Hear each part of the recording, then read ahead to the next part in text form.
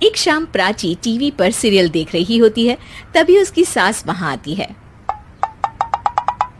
अरे सीरियल में तो ऐसे मग्न है जैसे आज रात का खाना पड़ोसी आकर बनाएंगे।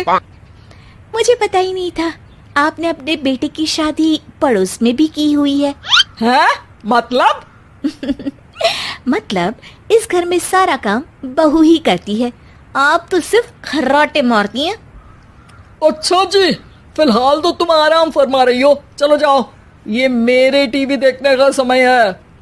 आहा, इसीलिए मुझे भगाया जा रहा है। सॉरी, अब तो बिल्कुल नहीं जाऊंगी।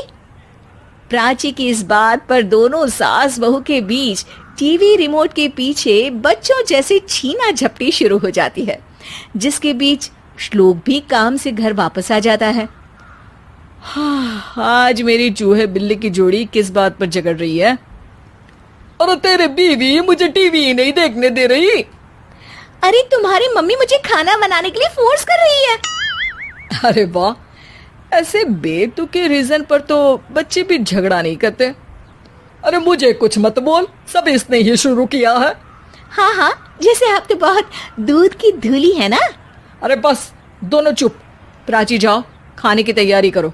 और माँ तुम छोड़ो, तुम्हें क्या बोलूं, शांति से अपना सीरियल देखो, मुझे दोबारा लड़ने की आवाज सुनाई नहीं देनी चाहिए।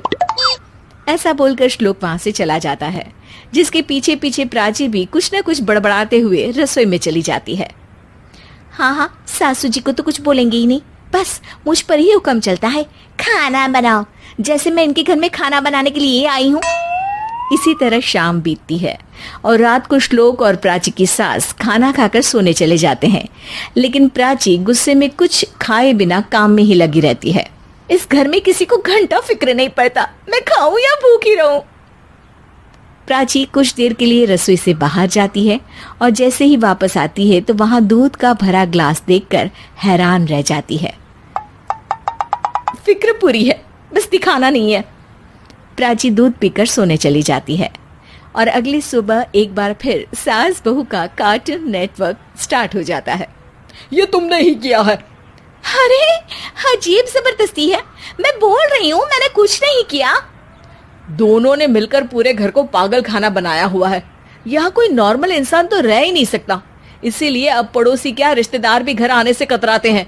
और सुन बेटे, तू भी चंगा, तेरी माँ भी चंगी, तेरी बीवी भी चंगी, रिश्तेदार। हाँ जी, आपको नहीं पता क्या, गंगाधर ही शक्तिमान है, रिश्तेदार ही। हाँ हाँ, बस समझ गया। कभी जानवरों जैसे लड़ेंगी तो कभी जुगलबंदी करेंगी। भाई मैं आप दोनों के बीच में नहीं फंसना चाहता।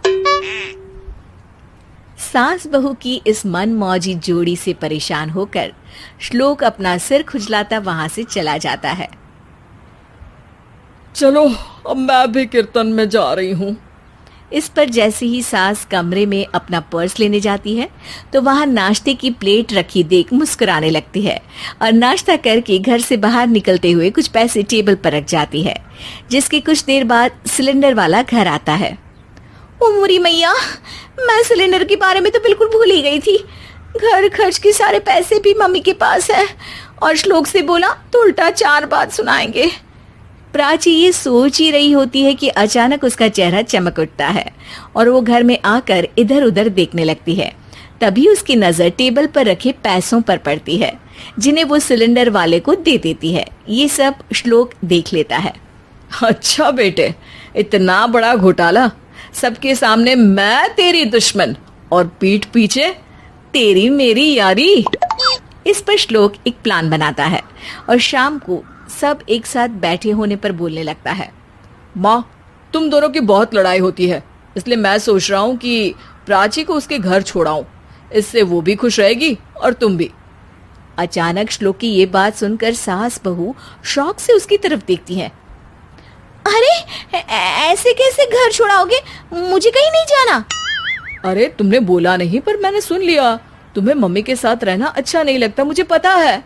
अरे वो अरे, जब बहू खुद कुछ काम बोले तो वो तुझे सुनता नहीं, और अब जो इसने बोला ही नहीं वो तू समझ गया। जब उसे नहीं जाना तो फिर जबरदस्ती क्यों कर रहा है? अच्छा, फिर आपको मौसी के घर छोड़ाता हूँ, बस अब आप दोनों एक घर में एक छत के नीचे नहीं रह सकती। मैं इस टॉम एंड जेरी की जोड़ी को और नहीं झेल सकता। है? ऐसे कैसे नहीं रह सकते? तुम्हें इतनी दिक्कत है तो तुम्हारा बोरिया बिस्तर पैक कर देती हूँ, लेकिन मम्मी जी कहीं नहीं जाएंगी। बिल्कुल यही सुनना था मुझे। अगर दोनों में इतना ही प्यार है फिर हर वक्त ये लड़ाई का नाटक क्यों करती हो? देखा मैंने कैसे माँ किचन में दूध रखती है और तुम उनके लिए कमरे में नाश्ता रखती हो, और कैसे वो पहले ही तुम्हारी दिक्कत समझकर घर में पैसे रखकर बाहर जाती है। अरे भाई, इतना ड्रामा तो डेली सोप में भी नहीं होता जितना तुम दोनों ने इस घर में फैलाया हुआ है। तू हमें टॉम एंड जेरी बोलता है ना, तो याद कर वो दोनों भी एक दूसरे को बाहर वालों की बुरी नजर से बचाने के लिए हमेशा सबके सामने लड़ते थे, लेकिन अकेले में दिक्कत के समय मदद भी तो करते थे। बस हमारा रिश्ता भी कुछ ऐसा ही है। और वैसे भी अगर सास बहू में तू मैं नहीं होती तो दुनिया वालों को कहानियां कैसे मिलेंगी?